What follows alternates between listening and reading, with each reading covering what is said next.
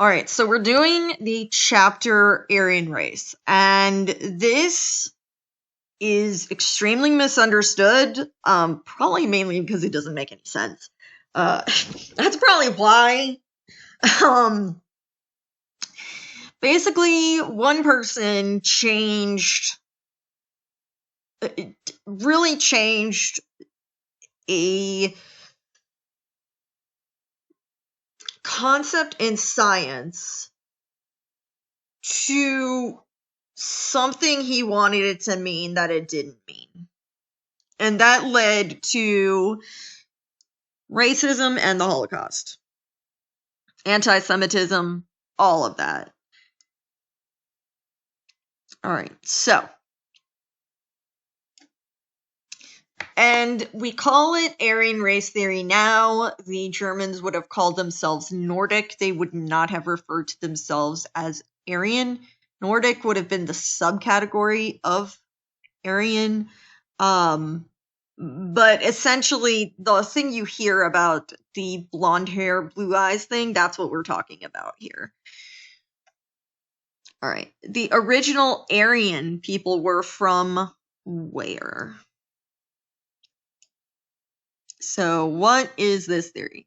The Aryan race was a racial grouping, a classification of humans into groups based on traits, ancestry, genetics, or social relations, or the relations between them. It has been used to describe all Indo-Europeans in general, from India to Europe. So that's all of this down here, upward. The original Aryan people in Persia, and most famously by the Nazis to mean the Nordic or Germanic peoples. The interpretation by the Nazis is a misinterpretation where they related the Persians to the Nordic Germanic people because the languages were similar to those in Europe. So the Persians were the original, and yeah, so we'll start with that. I don't need to go into a tangent because it's all actually in this reading because I wrote it. All right. The interpretation by the Nazis was correct, where they related the Persians to the Nordic Germanic people, and that is false. It was in the same paragraph, so I just read that. The Aryan race classification was always a negative one.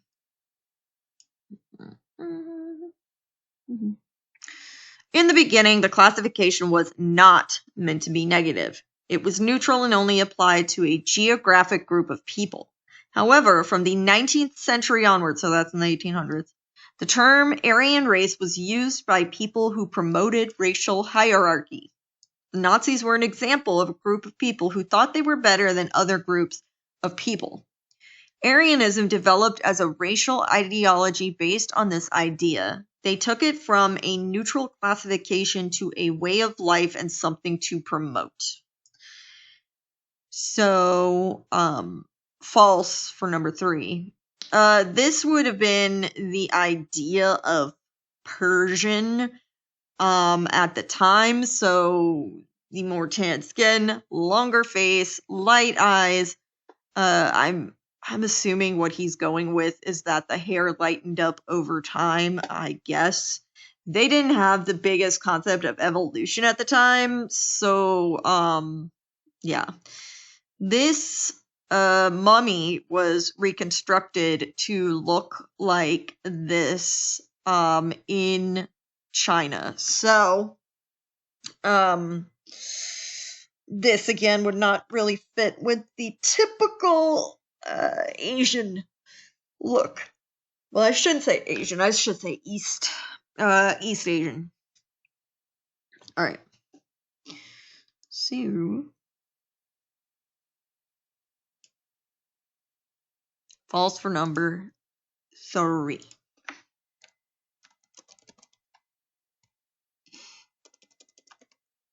And the Nazis were an example of a group of people who thought they were better than other groups of people, and that one is true.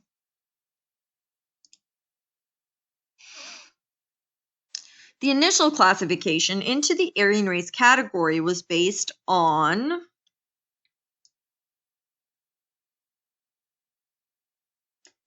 So where does the word come from? First, it is important to note that the initial classification into the Aryan category was based on language.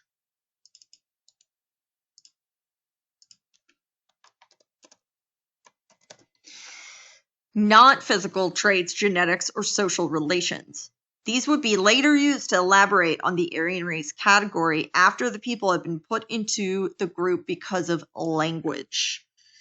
So basically, if you sit down and you essentially write down words, right, in these various languages, you will see some similarities, some similarity in grammar, word type structure, things like that. So they are actually looking at the language, and that is it in the beginning. All right. So language. Gunther believed that the blank subtype was the highest in the racial hierarchy.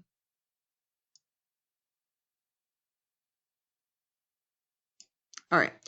The term Aryan means honorable, respectable, noble in Sanskrit, an ancient Indo-European language of India. The most ancient Indo-European languages are those of Indo-Iranians, so these are Persians. Therefore, the Indo-Europeans were also included in the Aryan category by some. So this is where Gunther is going to mess up big time. So the original would be the Persians. So some people would have not even put Indo-Europeans into this Aryan category. So anybody in Europe, essentially. This included groups like the Romans, Greeks, and Germans. So all of those they thought fit with the Aryan category. Some recognize that the Balts, Celts, and Slavs also belong to the same group. Now, Hitler would have probably been like, no, because he was big time against Slavs. This was like, he was like, no. And I think Balts to Baltic. In the end, it was argued that all of the languages from these groups came from a common root known as Proto-Indo-European. So all of these, Roman, Greek, German, Baltic, Celtic, Slavic, all of these had the same root language. These people were the ancestors of the European, Iranian, and Indo-Aryan peoples. Once grouped by language, the Aryans were described by physical traits they had in common. Subcategories developed. Something else began to develop as well. People began to believe that the Aryan race was better than other races. Kind of like, they're like, we're the original. Racism grew from this. Books were written on the topic, and ideas stemmed from the simple categorization of language. It would eventually grow into the complete Aryan race theory that the Nazis supported. So, this language originally separates into these, and it keeps on going down until you end up with Hindu, Urdu, Persian, Latvian, Polish, Serbo-Croatian, Russian, English, German, and Dutch kind of fall under something similar, which they don't sound alike, but whatever. Swedish, Spanish, Portuguese, French, and Italian. And these, you might see words that are similar, and sentence structure is very similar. All right, Nazism. This is their golden child here. This is what they're looking for. So oval head, blonde hair. You can't even say blue eyes because they're all not even existent. This longer nose, broad-shouldered, athletic, slim, etc. The ideology of Nazism was based on the idea that Aryan race was the master race and the Germanic subcategory was the purest of the Aryans. Nazi racial theorist Hans F.K. Gunther identified 5 subtypes: Nordic, Mediterranean, Dinarctic, Alpine, and East Baltic. Gunther believed that the Nordic subtype was the highest in the racial hierarchy in the 5 types. He believed that the Germans were composed of all 5 subtypes, but that the Germans had the strongest Nordic heritage. So, Nordic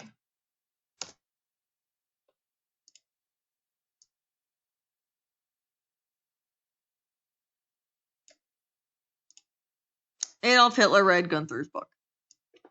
All right. So there are these various charts which in the drawing seem more obvious, but when we get into the pictures of these people, they don't look as different as they seem to here. All right, so this is the stuff I was translating as this stuff down here. What was this again? I can't remember now.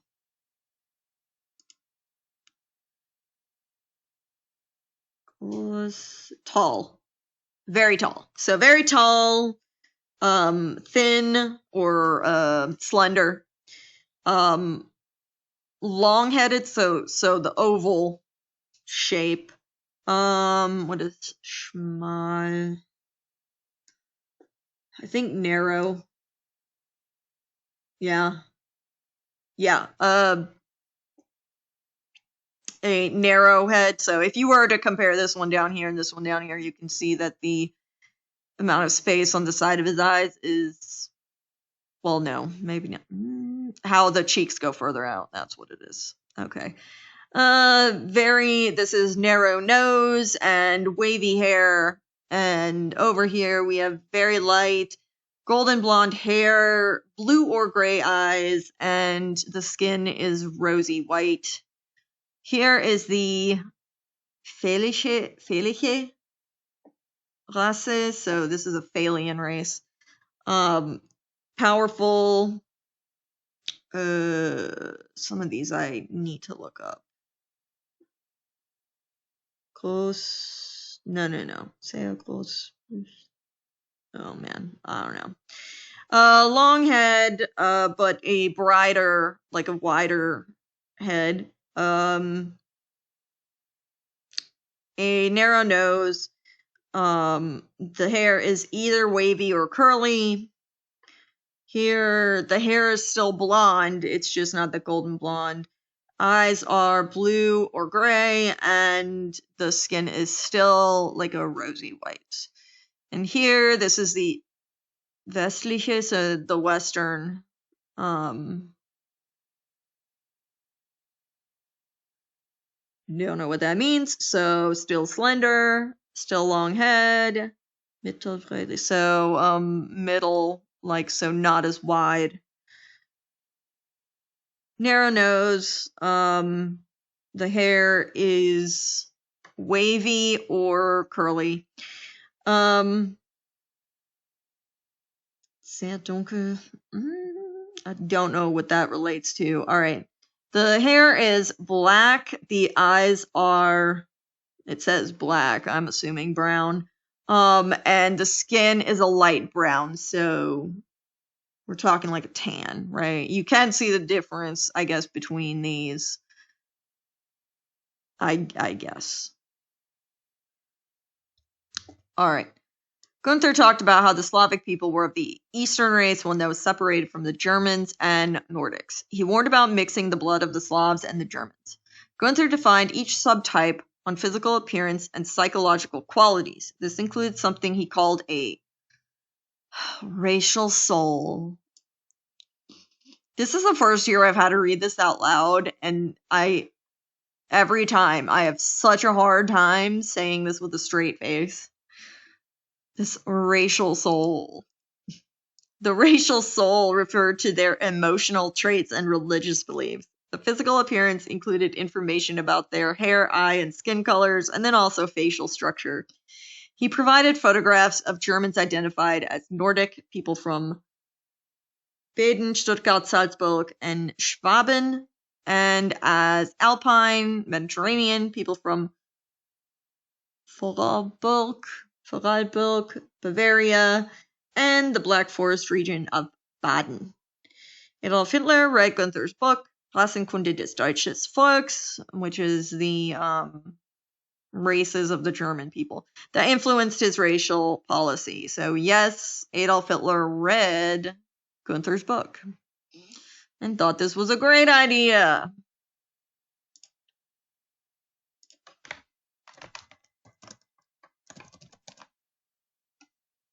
The Jewish people fell into which type?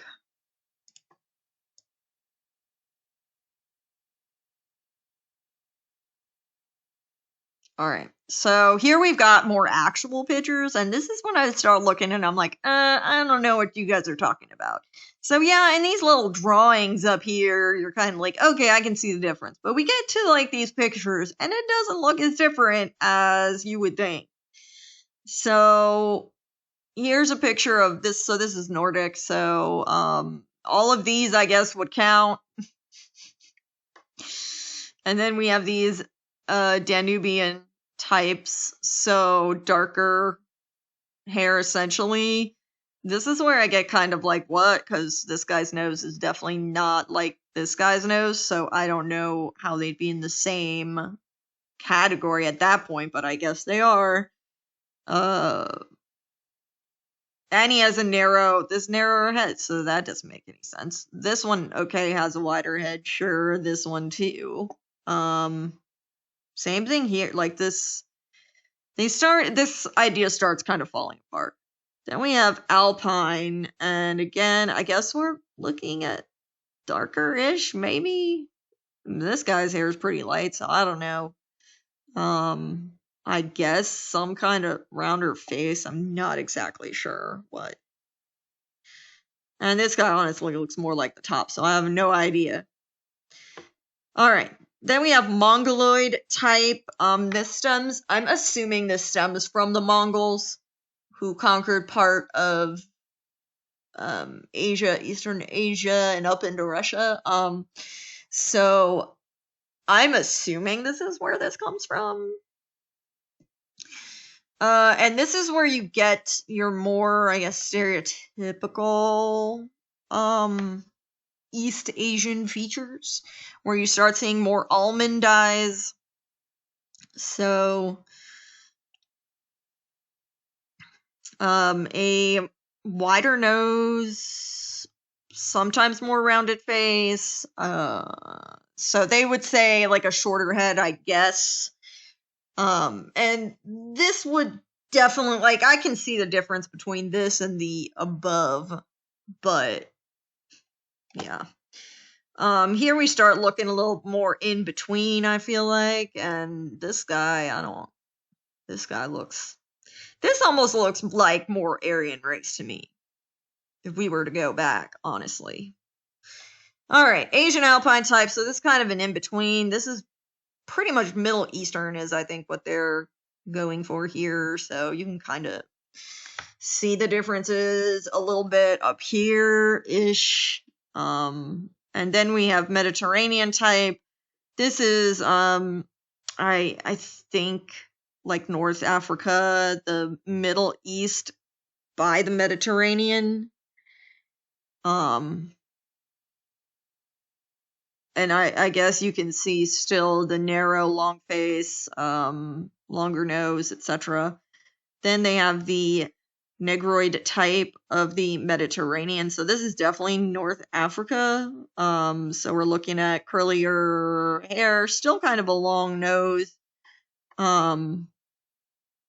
Yeah, and they have other variations of this. I think I stopped here because it gets like super absurdly racist. Not like this isn't racist, this is super racist, but like there's worse. All right, the Jews. Gunther singled out the Jews as being separate from the Aryan race. He stated that they were descending from non-European races, classifying them closer to the Near Asian race known as the Armenoid race. So he's saying that this is like, is it up here? No, Alpine, Mongoloid, that's Alpine. I think it's between these guys, basically, and, I guess the Asia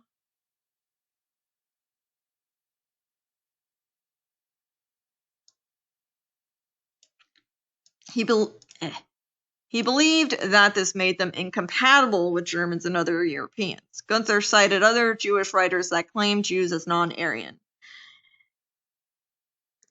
Gunther also included physical characteristics that separated them and compared them to the Greeks, Turks, Syrians, and Iranians. He claimed that Jews had a commercial spirit and described them as artful traders. By this, he meant they had psychological manipulation skills that aided them in trading. So it's kind of like he thought they had this car salesman type mentality, I guess. So here it has the dark hair, eyes are mixed. I guess that probably means hazel, I assume. They have this big, I guess I'll translate that at some point. This idea of this prominent nose, I guess, and they're like, if you have a prominent nose, you're Jewish, and so some claim that the Jewish people had an aquiline nose, and which might be true for some Jewish people, but it is also true for a variety of races and not limited to this Armenoid type that people like Gunther claim.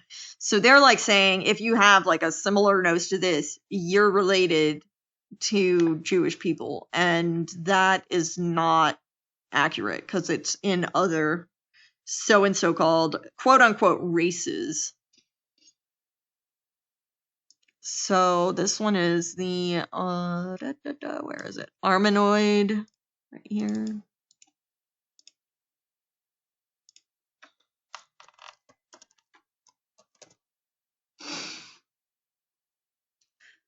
Luigi Luca Cavalli Sforza believed that there was a significant difference between the races and it was important to biology. All right.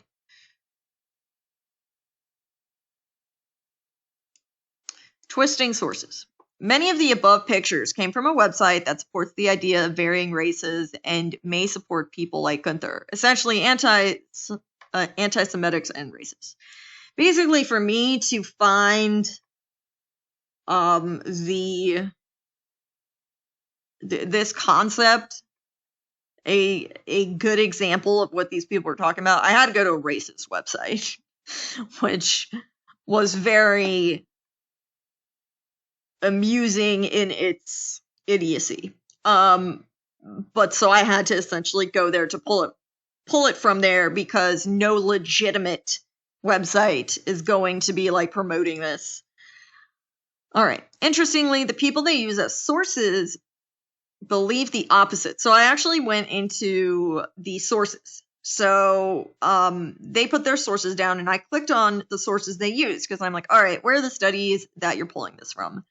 And come to find out, for example, the website writer cites Luigi Luca Cavalli Sforza. So the person on the website, the racist anti-Semitic person, cites this guy.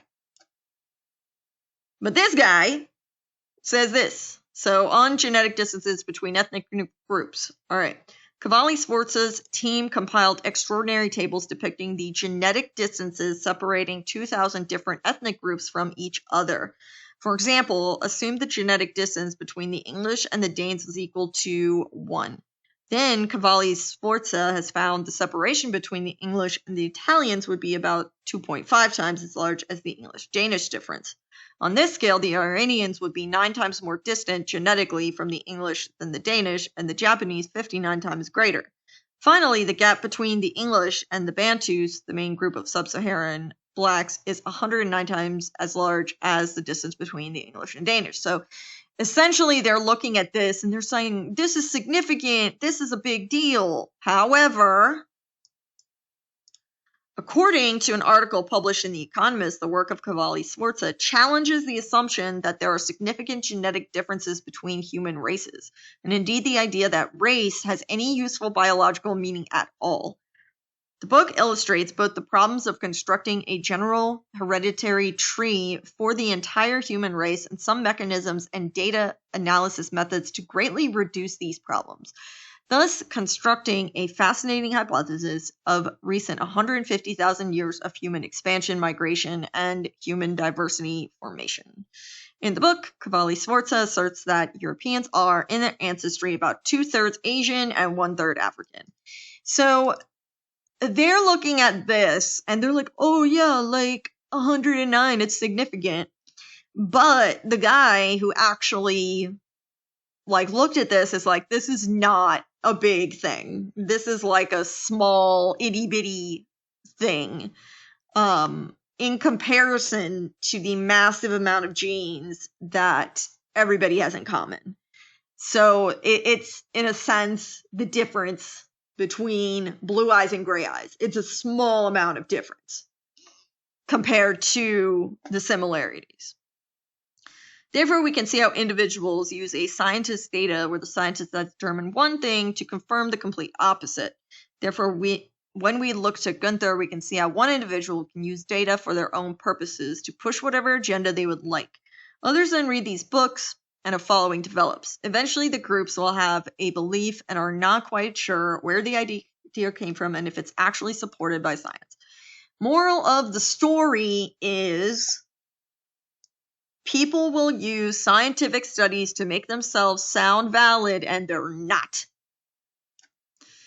All right, so he said there's not, so this is false. Number 9 is false. And that's important. If you hear any study, normally if I hear about it and it sounds like kind of ridiculous, I look up I go to find the original study. I avoid all articles. If there is an article, they'll normally like cite it, and then I'll click on the citation and go to the original article. If it looks super boring, that's probably the actual study. And I try to look what it's actually saying. All right. In the video, How Nazis Stole the Word Aryan, a guy named William Jones gave a speech that essentially started the modern field of linguistics. So, language. This year was what?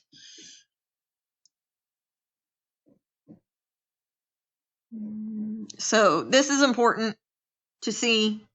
So, pay attention. In 1786, a guy named William Jones gave a speech that essentially founded the modern field of linguistics. And this guy talks super fast. So 1786.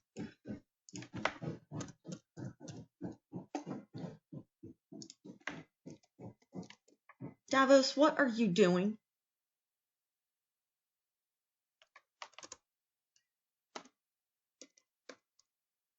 I don't know why it put that comma in there, but okay. All right.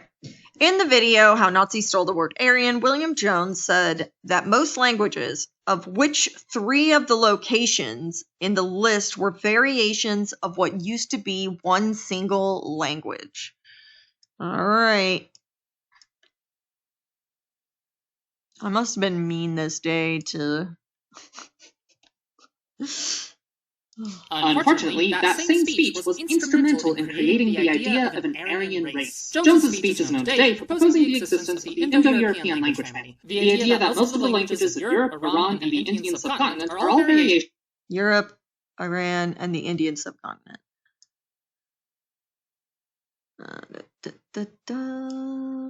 Europe, Iran, and Indian subcontinent. Whew.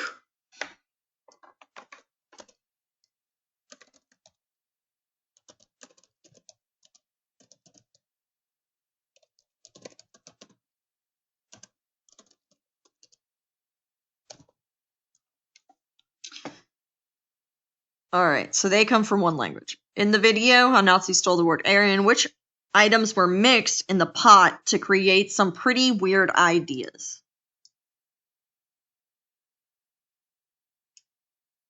Of what used to be one single language, but at the time, it wasn't clear what to call this language family. Indo-European eventually became the standard, for obvious reasons, but some people wanted to call them the Japhetic languages after a character from the Bible, and some people in Germany wanted to call them the Indo-Germanic languages, because of course they did. But some people noticed that at least some of the authors of ancient Sanskrit texts called themselves Aryans, and from there inferred that the original Proto-Indo-Europeans also called themselves Aryans, and thus they preferred to call it the Aryan language family. At the same time that people were fighting over what to call this group of languages, people people were also arguing about what the nature of this grouping was exactly, and some pretty weird ideas were getting thrown around. Now, what I'm about to describe will make a lot more sense if you think about the intellectual climate of the 1800s. It hadn't been that long ago since the Enlightenment had called into question the literal accuracy of a lot of biblical narratives, and science was in the process of suggesting a lot of new ideas about the history of the world and the origin of humanity. But at the same time, the out-of-Africa theory for the origin of humans and our modern understanding of our evolution from chimpanzee-like ancestors was still a long way off. So this means that they were essentially their concept of evolution and the details of that too. So, I mean, so we're talking, all right, chimpanzees upward. Well, it's not really chimpanzees. It's actually like giant apes, but whatever. That concept has little, in that we're talking millions of years, right? Or billions. There's also small evolution, like the lightening of skin, the lightening of eyes that go along with that. So genetics in general was not worked out that well. And people love to put stuff into categories. And people like to do this in general. They like to put things in categories. It's like some kind of organization, efficiency thing. So this develops based off of this. And later on, well, I don't know. I would look at it right away and be like, this is kind of nonsense. But in a sense, you can see why it doesn't exactly, because of all these things that had recently happened, how some people didn't think, oh yeah, this is insane. Mix all that uncertainty together with the idea of an Aryan language family, as well as a big old heaping of racism, anti-Semitism, and nationalism, and you get some weird ideas. Oh, I messed that up on the other one. 5, so there should be 5. So racism, idea of Aryan language, nationalism, uncertainty, anti-Semitism.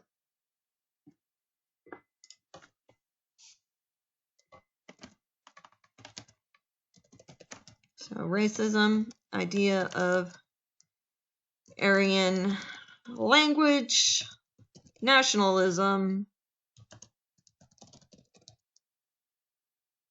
uncertainty, and anti-Semitism. And that is the dislike of Jewish people. Well, on a large scale, like a friggin' Nazi scale. Well, I guess it doesn't have to be that extreme. It just has to mean that you have a pretty significant problem with Jewish people. It doesn't have to be Nazi extreme. It could be little. Same thing with the whole microaggression thing. It could be at that level. Alright, in the video, How Nazis Stole the Word Aryan, the person creating the video sarcastically states that people who believed in the Aryan race theory believed there were only pure Aryans in one location. What location was that? Like, maybe the original speakers of Proto-Aryan were white people, and all white people are descended from those original Aryan people, and that's where white people come from. Maybe those Aryans conquered India, but then interbred with the native black population, and that's why modern Indians have brown skin. Maybe. So, wow. Okay. The out of Africa model, okay, we have to understand that everybody, the origin was in Africa. Okay, so that means if this is not, they're like, oh, let's mix coffee and milk together, and you'll get like the light brown coffee. That's not how this works. Like, white people would have been last in this evolutionary chain. So in a sense, everybody would have started off dark skin, black hair, and then through the years lightened and gotten less melanin, which is the kind of color that's added in the skin. It is really just one element that's added, right? And you lighten that up, you put less and less into it, and that's how you get to, and it's going to be these probably little mutations. You're going to just see little mutations and variants that happen along the way. So for some people, like the concept of white people didn't exist way back in the day is just like, I guess, insane to them. I don't know. You could technically, I guess, get what they're talking about, like, if you looked at like people of mixed race now, but that's not how that happened back then. It would have just lightened over time. But then also, I mean, now you could mix it together and get this, but their idea of being like the first is not a thing. It's not a thing. White people did not come first. Sorry to blow everybody's mind. That's not how that works. Now I can't remember the question. All right. Oh, which location? Okay. The sacred Indian religious symbol was actually a symbol of those ancient Aryans who invaded India. Maybe Aryans interbred with other races in Europe too, but who interbred with whom and what ratios produced all of the different modern European nations, except Germany, which is the only place where there are still pure Aryans. Maybe Jesus? Yeah. Yeah. It's brilliant. It literally makes no sense. I mean, now, even I would have said then that I don't know how they get to this, because they should have been able to see that Persians had tan skin and some had blue eyes. But if the languages came from this language, then I guess I'm already factoring in the evolution and genetic arguments, so maybe I can't see the the lack of logic in this. Like, a lot of times it's hard to go backwards. Once you know something, it's very difficult to go back and be like, oh yeah, that totally made sense. Because I don't see it. All right, in the video, how Nazis stole the word Aryan, which of the following was the only Indo-European group that actually called themselves Aryan? Indo-Iranian, Romance, Celtic, Germanic, Slavic, Hellenic. Okay. Even though he was born to non-Aryan Semitic language-speaking Jews, was miraculously an Aryan because of miracles. Maybe Christianity actually has nothing to do with Judaism and is actually a direct descent of Germanic paganism and is a pure Aryan religion. Maybe we should get rid of the Old Testament because it was written by Jews, and maybe the entire Catholic Church is just a Jewish conspiracy. And so is communism, and so is capitalism, and so is everything. And you can probably see where this is going. Now, we're talking about a lot of different people over the span of more than 150 years who are all toying with ideas like this, and they disagreed with each other a lot on the specifics, but these were the kinds of ideas that were being thrown around in the century leading up to the Nazis. But before I talk about them, I'd just like to point out that the whole idea of an Aryan people ancestral to Europeans never made much sense to begin with. Remember how some Sanskrit speakers called themselves Aryans? Well, for one thing, it was only ever the Indo-Iranian branch of the Indo-Europeans who called themselves that. No. All right, so Indo-Iranian, so Middle Eastern. This is... That's when we say Middle East, that's who we're talking about. So these guys are the only ones that call themselves Aryan. But then again, they wouldn't, like, the Germans wouldn't have called themselves Aryan. They would have called themselves Nordic. But it came from Iranian. So how are you going to get this blonde hair, blue eyes from Iranian?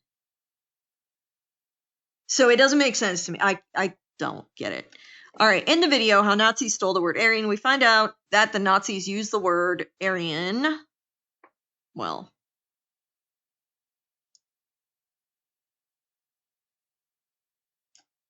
all right. None of the others did, which makes it look a lot more like this was an innovation of one branch and not something that could be traced back to the root. For another thing, even at the time, he used it more as a sort of cultural signifier to refer to anyone who spoke the language and practiced the Vedic religion. Loads of people in the Vedas are called Aryan, even though they clearly have non-Indo-European names, so they obviously didn't think of it as some kind of racial category. Alright, now let's talk about how the Nazis used the word, which is to say, surprisingly little. Like, they did use it and... Alright, surprisingly little. This is what I'm talking about. Which then gets funny because there are some modern racist anti-Semitic groups that will use the word Aryan that are based off Nazi ideology, which then becomes only more hilarious because the Nazis would not have used it.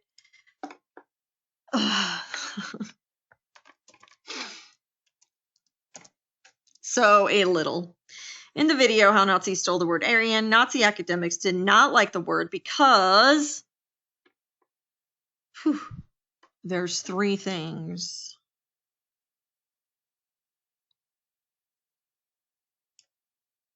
And today we might associate the Nazis with the term very strongly, but for a lot of their purposes, the word was just too inclusive. On one hand, Nazi academics really didn't like it because they referred mostly to a linguistic group, and they knew perfectly well that connecting language to race was not straightforward. Besides, okay, so linguistic. Hang on, I'm gonna put this as we go into the chat.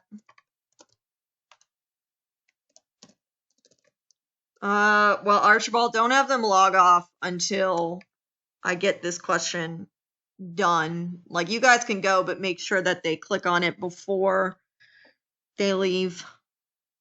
If anyone who spoke an Aryan language was an Aryan, then that would include German-speaking Jews, and they couldn't have that. They prefer to use more specific terms, like Nordic race or German. Yeah, hang on, let me go back. So we have... All right. It referred to linguistic group. It was too inclusive. And it would include German-speaking Jews. All right, so... the class is going to stop here, but I'm going to keep going with this video. So if you are virtual... If you want to stay and get the answers, you can. Or you can wait until tomorrow. But I don't want to cut this video in half. So I'll go over this again tomorrow from question 16. How many do I have left? So, but I'm going to finish these now. All right. In the video, how Nazis stole the word Aryan, it stated that the Nazis preferred the word, well, it already said it, Nordic.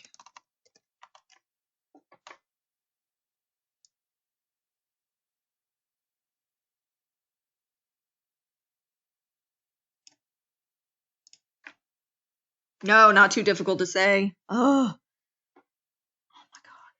It's great.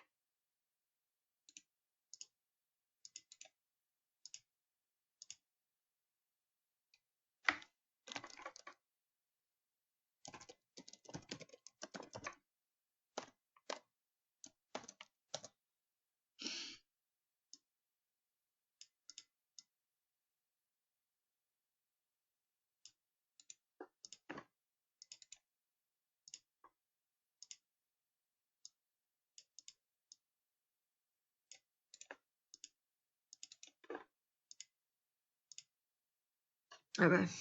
Sorry, I put the wrong one in the chat. All right, so Nordic for number 17. In the video, a Nazi stole the word Aryan. The Nazis legally define non-Aryans as anyone with at least blank percent Jewish grandparents.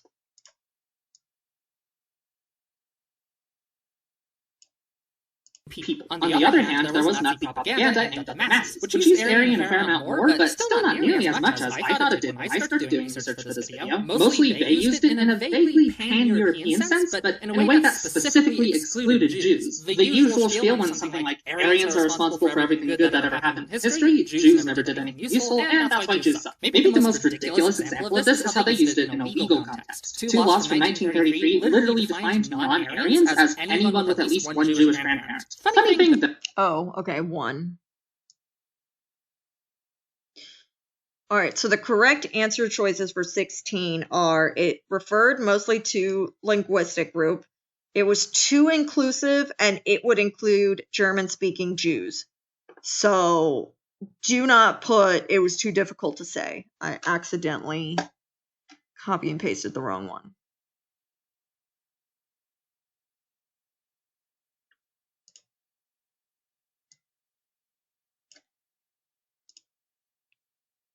All right, so this is at least one.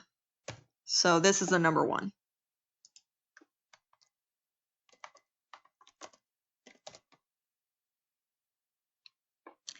In the video, how Nazis stole the word Aryan, which modern group likes the word Aryan more because the Aryan has pan-European connotations? For Nazis, this would be a problem as they hated French and Slavic people, which were located in Europe. However, this other group loves the term as they usually have ancestors from all over Europe. And definitions: pan-European, of, relating to, or involving all or most of the nations of Europe, or connotation, an idea or feeling that a word invokes in addition to its literal or primary meaning.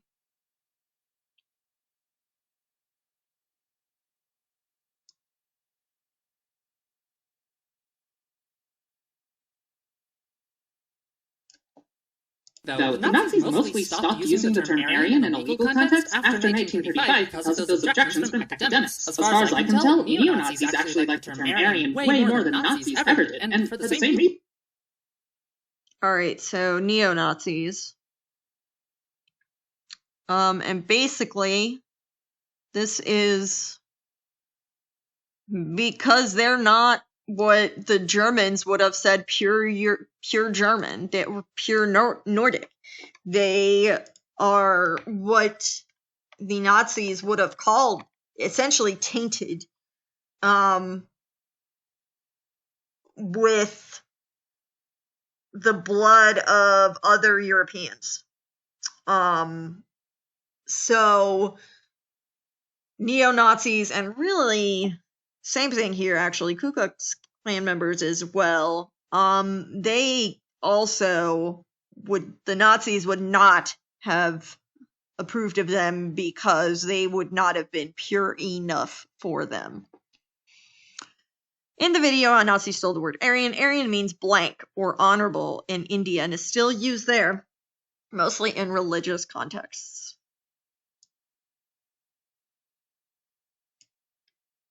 An Aryan has pan-European connotations. That fact made Nazis kind of hesitant to use it, since, remember, they were German nationalists who really hated French and Slavic people. But it makes modern white supremacists love the term, especially in the US, where most white people have ancestors from all over Europe. So, besides neo-Nazis, the word is still used in a couple other contexts today. The word came to mean something like noble or honorable in India, and it's still used there.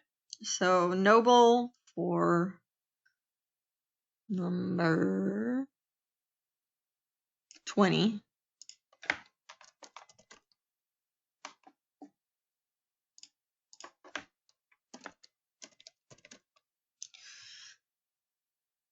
In the video, how Nazis stole the word Aryan, there is one country whose name stems from the word Aryan. That country is...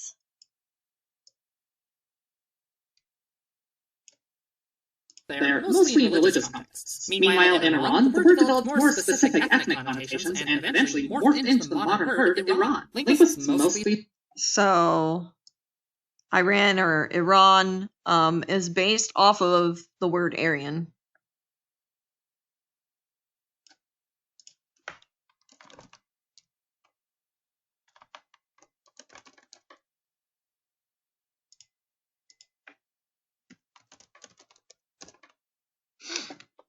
22. In the video, How Nazis Stole the Word Aryan, linguists only use the word to refer to a family of Indo-European languages centered around which country?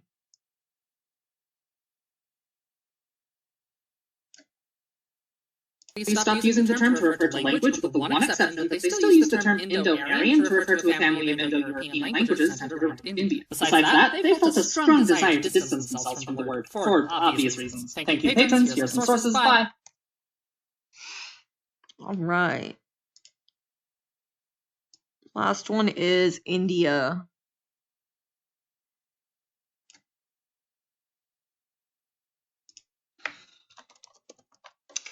And that is it for this very long chapter.